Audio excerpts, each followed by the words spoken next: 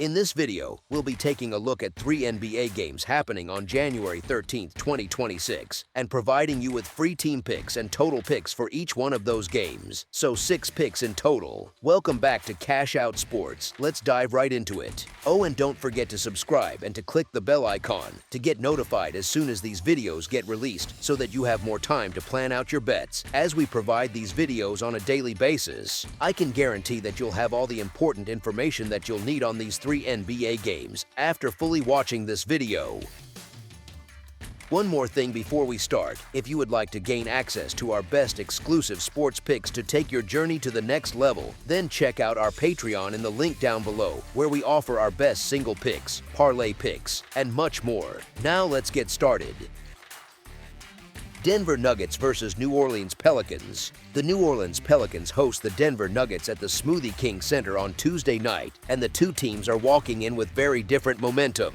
Denver just beat the Bucks, took a loss to the Hawks, and has the Mavs up next. Yet even with that busy stretch, they have still come away with 3 wins in their last 4 games. New Orleans lost to the Magic, did manage to beat the Wizards, and now has the Nets on deck. But the larger problem is that the Pelicans have dropped 10 of their last 11 games. For Denver, Nikola Jokic, Cameron Johnson, and Christian Braun have been ruled out, with Jamal Murray listed as questionable, so the injury report still takes up half a page, but it is starting to look a bit less grim. For New Orleans, Herbert Jones and Jose Alvarado are out, with Saddiq Bey questionable, which keeps them from being anywhere close to full strength either. The Nuggets have slowly begun to get some pieces back, and it has shown up in the win column, while the Pelicans snapped that 9-game losing streak only to turn around and fall to a depleted Magic squad in a tough one on Sunday.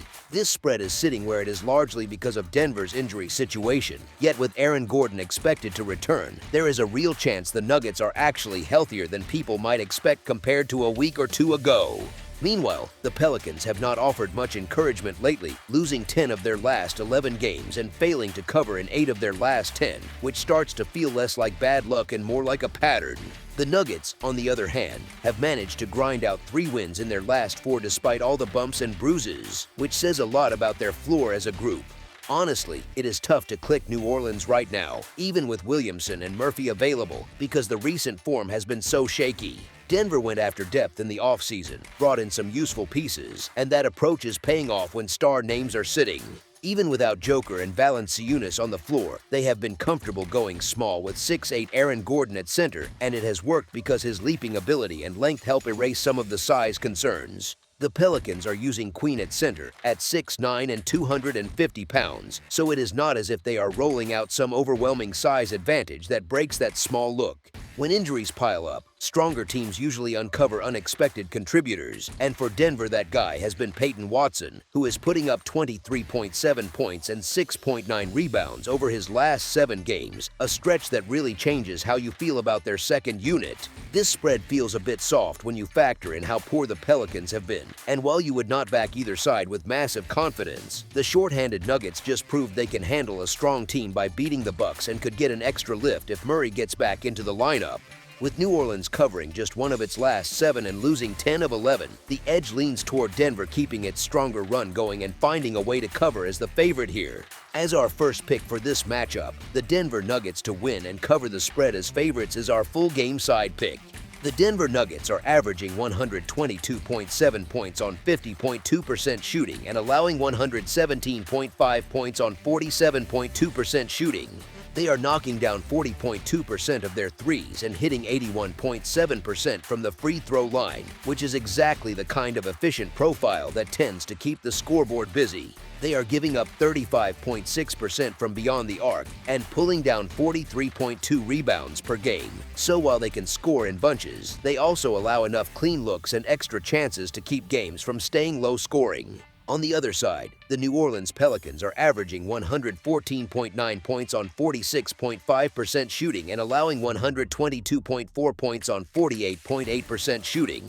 They are shooting 34% from 3 and 78% at the line, and even if that outside number is not elite, it is decent enough to punish lapses. Defensively, they are allowing 36% shooting from deep and grabbing 43 rebounds per game, which is not exactly locking anyone up and again leans toward games turning into track meets rather than grind fests.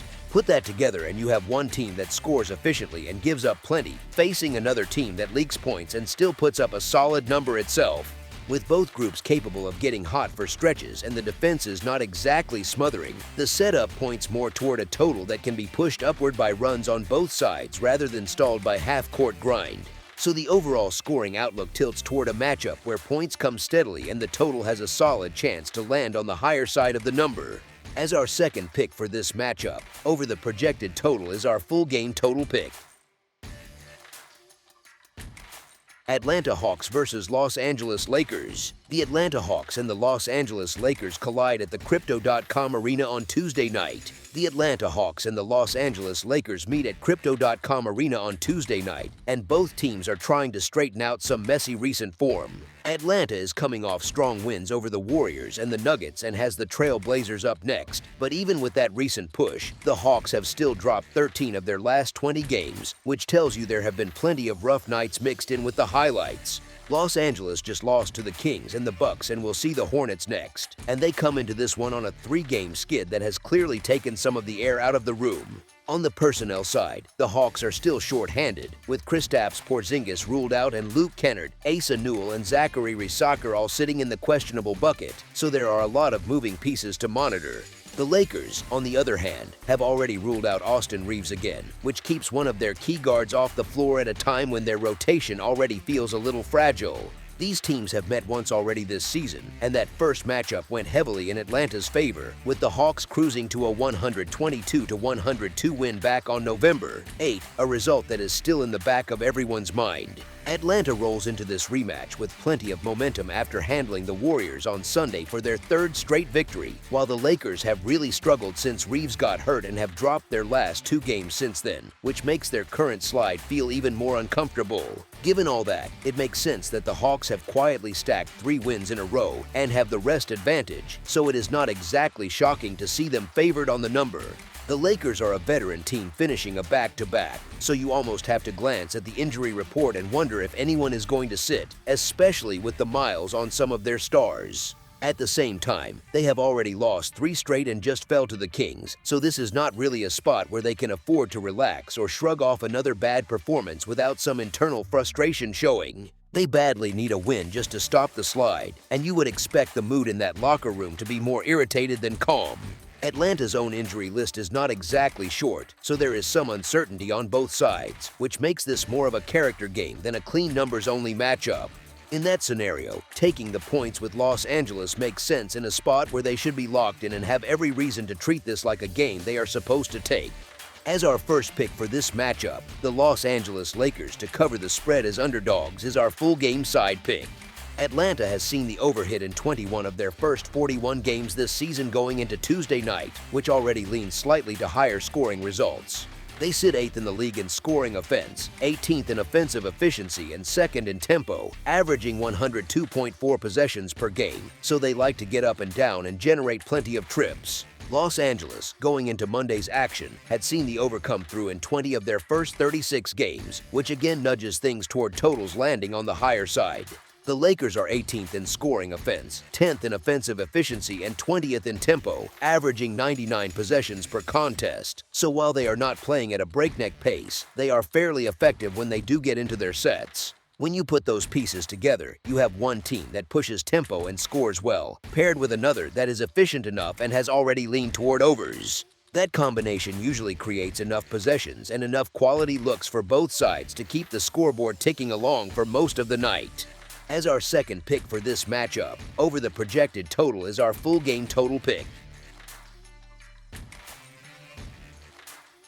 Portland Trail Blazers versus Golden State Warriors. The Portland Trail Blazers head into the Chase Center on Tuesday night to take on the Golden State Warriors, and both teams come in feeling pretty good about themselves lately.